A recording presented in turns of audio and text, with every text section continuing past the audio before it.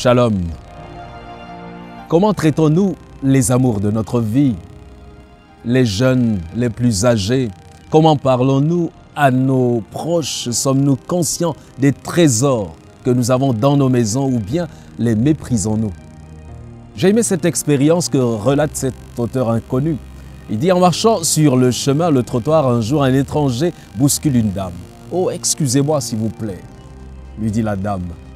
Il répondit: « Je vous demande pardon, je ne vous avais pas aussi vu. » Ils étaient vraiment polis, l'étranger et cette dame.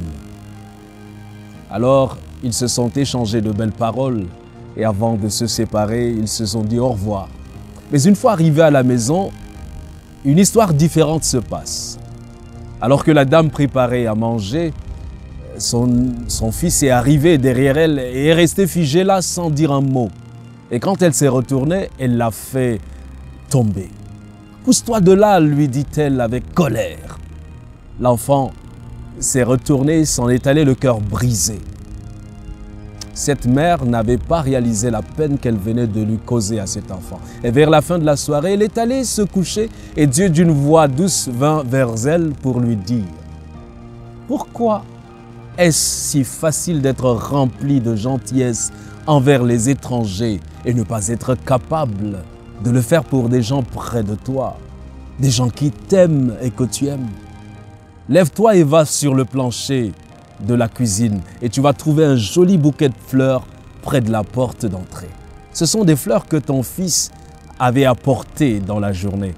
Il les avait cueillies lui-même pour toi.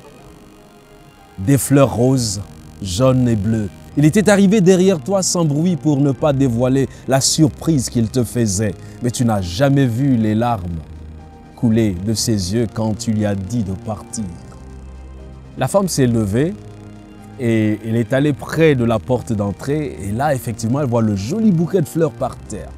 C'est en ce moment qu'elle a commencé à se sentir vraiment mal. Alors, ses yeux se remplirent de larmes.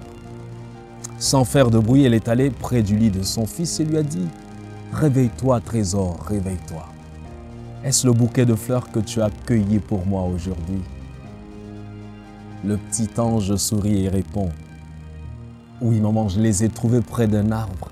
Je les ai cueillies car je les trouvais belles comme toi.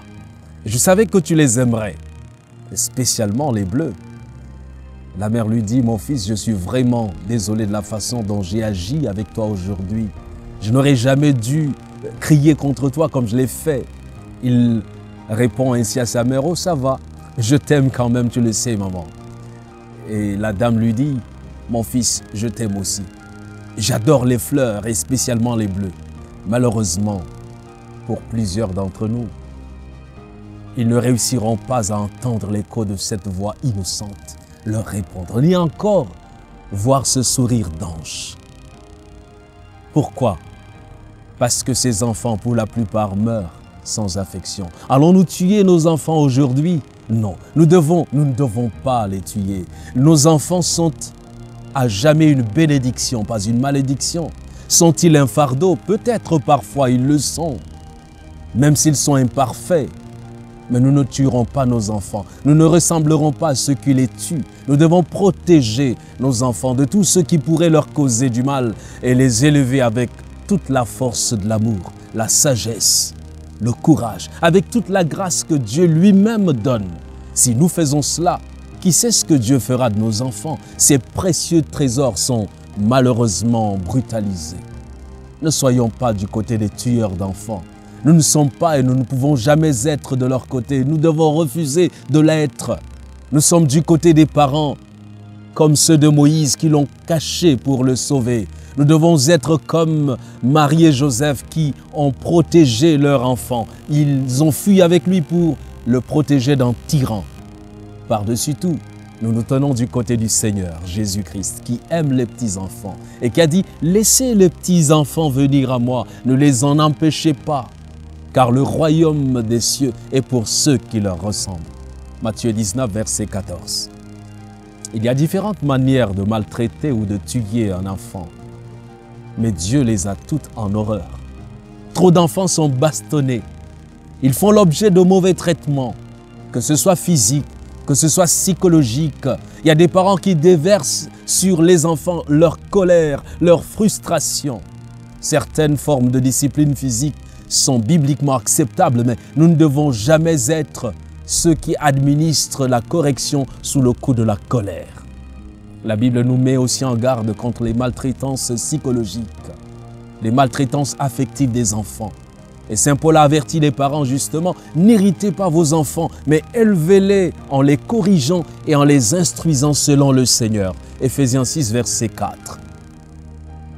Des attentes déraisonnables, des paroles de dénigrement, de critiques, des promesses non tenues, des comparaisons entre les enfants, entre eux-mêmes. Tout ceci peut engendrer des blessures très graves. Il est temps de réapprendre à passer du temps avec nos enfants. Il est temps de les prendre dans nos bras, de les embrasser et de leur dire « je t'aime ». Il est temps de demander pardon à nos enfants pour toutes les frustrations que nous leur avons causées. Il est temps de trouver du temps pour jouer avec nos enfants, de courir, oui, de se chatouiller, de rire aux éclats. Ils n'attendent que cela. Ces choses que nous achetons à nos enfants ne remplaceront jamais l'amour que nous leur donnons, aussi précieuse qu'elle soit. En s'occupant bien de nos enfants, nous nous occupons en réalité de l'avenir de toute une nation. C'est une direction vers laquelle nous devons tous regarder. Ces enfants sont nos trésors. Aimons-les. Que Dieu te bénisse.